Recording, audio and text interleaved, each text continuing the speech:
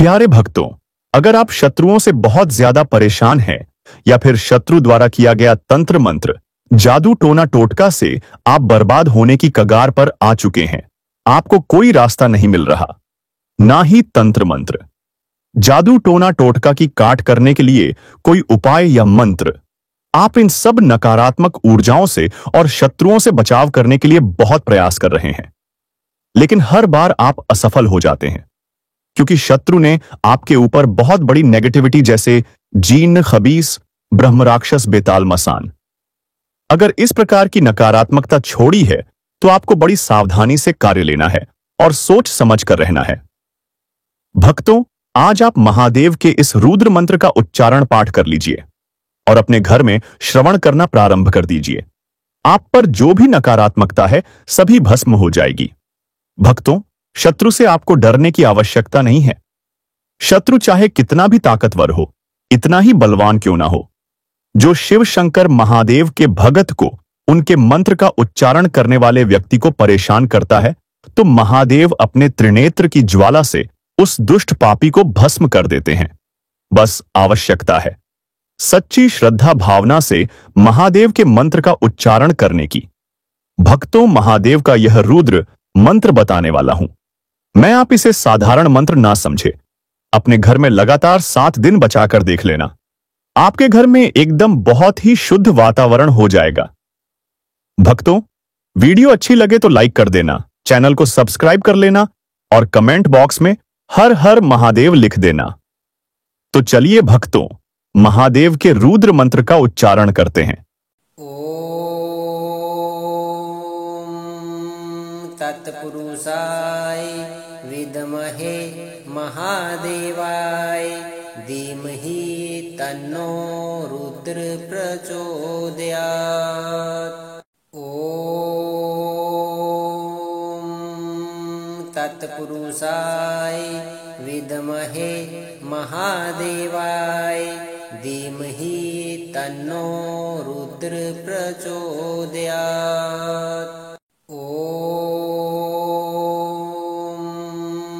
तत्पुरुषाय विद्महे महादेवाय धीमहि तन्नो रुद्र प्रचोदयात्। ॐ तत्पुरुषाय विद्महे महादेवाय धीमहि तन्नो रुद्र प्रचोदयात्।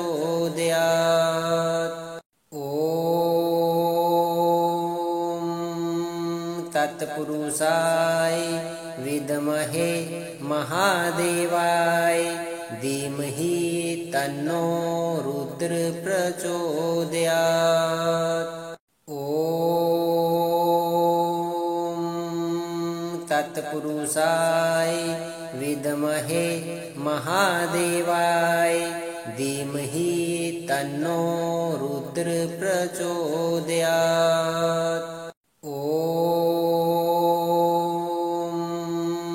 तत्पुरुषाय विद्महे महादेवाय धीमहि तन्नो रुद्र प्रचोदयात्। ॐ तत्पुरुषाय विद्महे महादेवाय धीमहि तन्नो रुद्र प्रचोदयात्।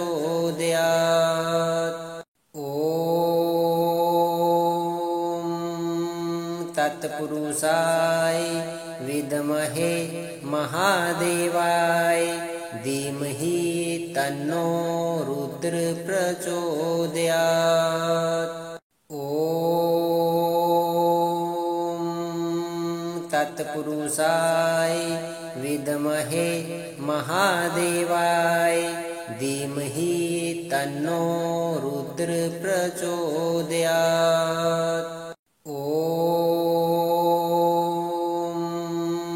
तत्पुरुषाय विद्महे महादेवाय धीमहि तन्नो रुद्र प्रचोदयात्। ॐ तत्पुरुषाय विद्महे महादेवाय धीमहि तन्नो रुद्र प्रचोदयात्। ॐ तत्पुरुषाय विद्महे महादेवाय धीमहि तन्नो रुद्र प्रचोदयात्। ॐ तत्पुरुषाय विद्महे महादेवाय धीमहि तन्नो रुद्र प्रचोदयात्। ॐ तत्पुरुषाय विद्महे महादेवाय धीमहि तन्नो रुद्र प्रचोदयात्। ॐ तत्पुरुषाय विद्महे महादेवाय धीमहि तन्नो रुद्र प्रचोदयात्। ॐ तत्पुरुषाय विद्महे महादेवाय धीमहि तन्नो रुद्र प्रचोदयात्। ॐ तत्पुरुषाय विद्महे महादेवाय धीमहि तन्नो रुद्र प्रचोदयात्। ॐ तत्पुरुषाय विद्महे महादेवाय धीमहि तन्नो रुद्र प्रचोदयात्। ॐ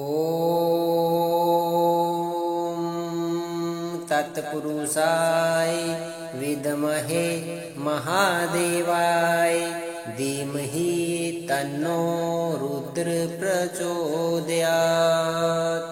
ॐ तत्पुरुषाय विद्महे महादेवाय धीमहि तन्नो रुद्र प्रचोदयात्। ॐ तत्पुरुषाय विद्महे महादेवाय धीमहि तन्नो रुद्र प्रचोदयात्। ॐ तत्पुरुषाय विद्महे महादेवाय धीमहि तन्नो रुद्र प्रचोदयात्। ॐ तत्पुरुषाय विद्महे महादेवाय धीमहि तन्नो रुद्र प्रचोदयात्। ॐ तत्पुरुषाय विद्महे महादेवाय धीमहि तन्नो रुद्र प्रचोदयात्। ॐ तत्पुरुषाय विद्महे महादेवाय धीमहि तन्नो रुद्र प्रचोदयात्। ॐ तत्पुरुषाय विद्महे महादेवाय धीमहि तन्नो रुद्र प्रचोदयात्। ॐ तत्पुरुषाय विद्महे महादेवाय धीमहि तन्नो रुद्र प्रचोदयात्। ॐ तत्पुरुषाय विद्महे महादेवाय धीमहि तन्नो रुद्र प्रचोदयात्। ॐ तत्पुरुषाय विद्महे महादेवाय धीमहि तन्नो रुद्र प्रचोदयात्। ॐ तत्पुरुषाय विद्महे महादेवाय धीमहि तन्नो रुद्र प्रचोदयात्। ॐ तत्पुरुषाय विद्महे महादेवाय धीमहि तन्नो रुद्र प्रचोदयात्। ॐ तत्पुरुषाय विद्महे महादेवाय धीमहि तन्नो रुद्र प्रचोदयात्। ॐ तत्पुरुषाय विद्महे महादेवाय धीमहि तन्नो रुद्र प्रचोदयात्। ॐ तत्पुरुषाय विद्महे महादेवाय धीमहि तन्नो रुद्र प्रचोदयात्। ॐ तत्पुरुषाय विद्महे महादेवाय धीमहि तन्नो रुद्र प्रचोदयात्। ॐ तत्पुरुषाय विद्महे महादेवाय धीमहि तन्नो रुद्र प्रचोदयात्। ॐ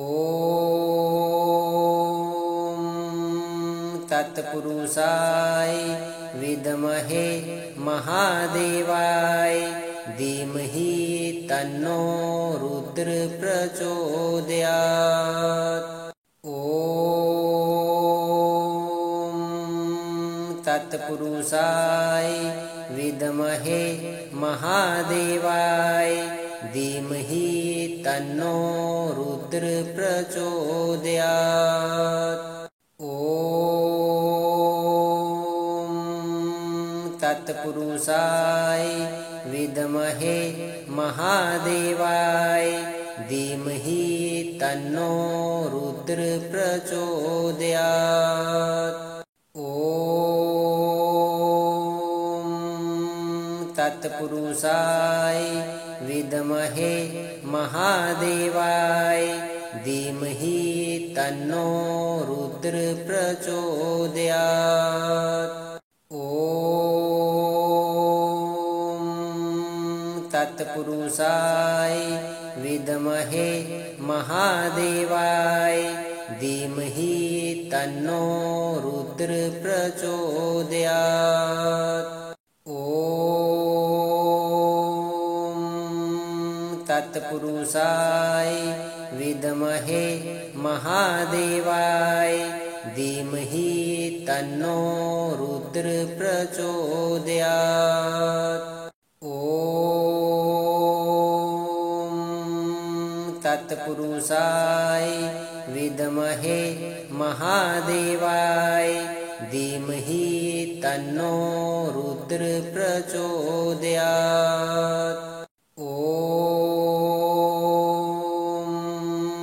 तत्पुरुषाय विद्महे महादेवाय धीमहि तन्नो रुद्र प्रचोदयात्। ॐ तत्पुरुषाय विद्महे महादेवाय धीमहि तन्नो रुद्र प्रचोदयात्। ॐ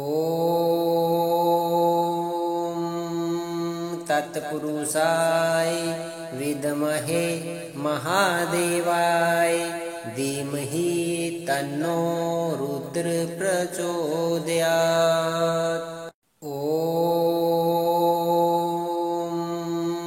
तत्पुरुषाय विद्महे महादेवाय धीमहि तन्नो रुद्र प्रचोदयात्। ॐ तत्पुरुषाय विद्महे महादेवाय धीमहि तन्नो रुद्र प्रचोदयात्। ॐ तत्पुरुषाय विद्महे महादेवाय धीमहि तन्नो रुद्र प्रचोदयात्। ॐ तत्पुरुषाय विद्महे महादेवाय धीमहि तन्नो रुद्र प्रचोदयात्। ॐ तत्पुरुषाय विद्महे महादेवाय धीमहि तन्नो रुद्र प्रचोदयात्। ॐ तत्पुरुषाय विद्महे महादेवाय धीमहि तन्नो रुद्र प्रचोदयात्। ॐ तत्पुरुषाय विद्महे महादेवाय धीमहि तन्नो रुद्र प्रचोदयात्। ॐ तत्पुरुषाय विद्महे महादेवाय धीमहि तन्नो रुद्र प्रचोदयात्। ॐ तत्पुरुषाय विद्महे महादेवाय धीमहि तन्नो रुद्र प्रचोदयात्। ॐ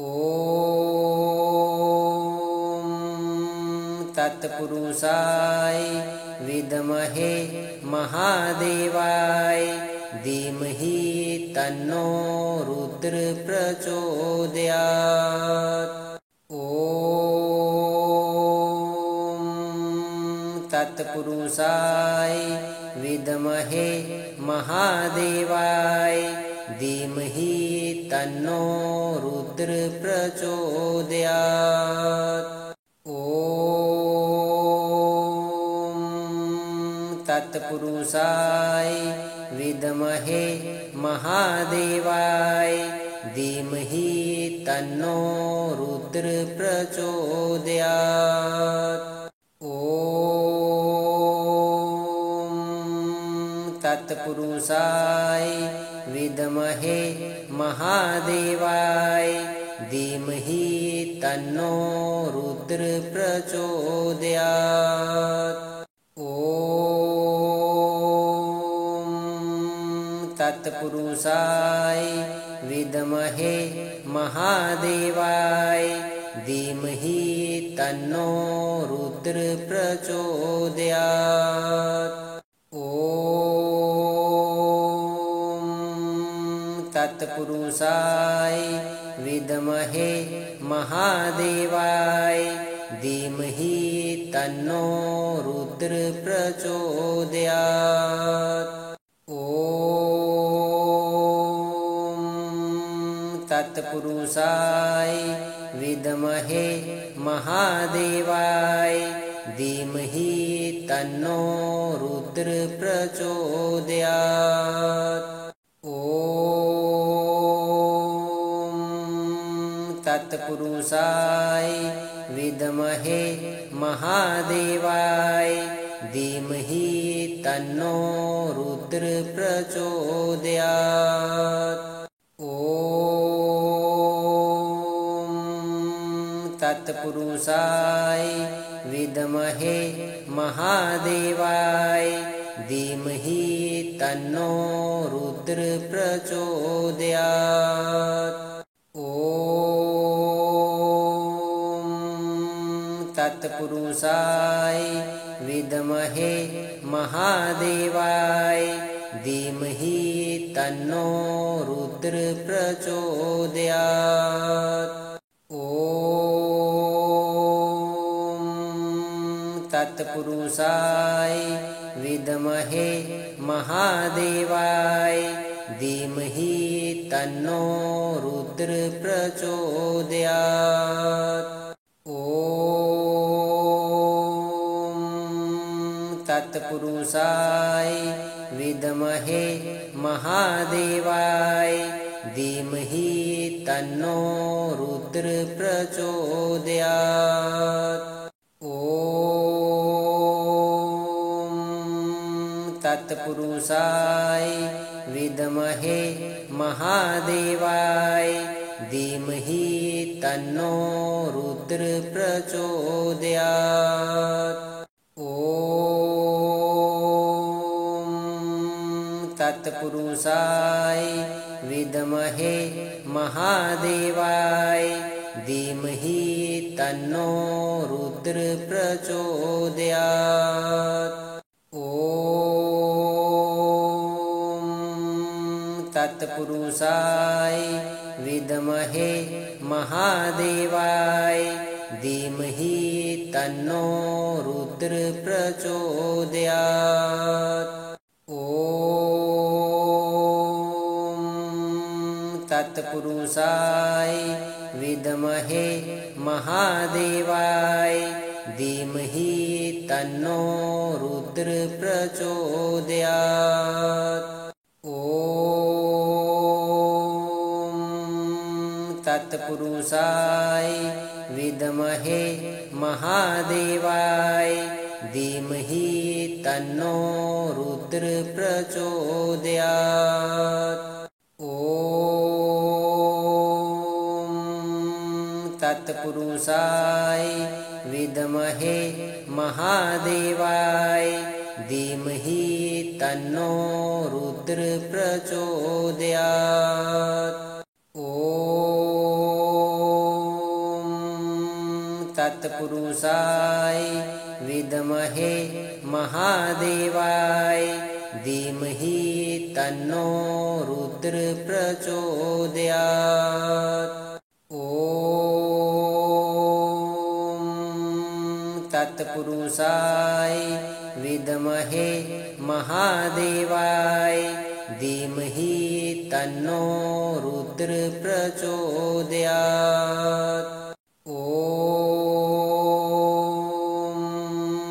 तत्पुरुषाय विद्महे महादेवाय धीमहि तन्नो रुद्र प्रचोदयात्। ॐ तत्पुरुषाय विद्महे महादेवाय धीमहि तन्नो रुद्र प्रचोदयात्। ॐ तत्पुरुषाय विद्महे महादेवाय धीमहि तन्नो रुद्र प्रचोदयात्। ॐ तत्पुरुषाय विद्महे महादेवाय धीमहि तन्नो रुद्र प्रचोदयात्। ॐ तत्पुरुषाय विद्महे महादेवाय धीमहि तन्नो रुद्र प्रचोदयात्।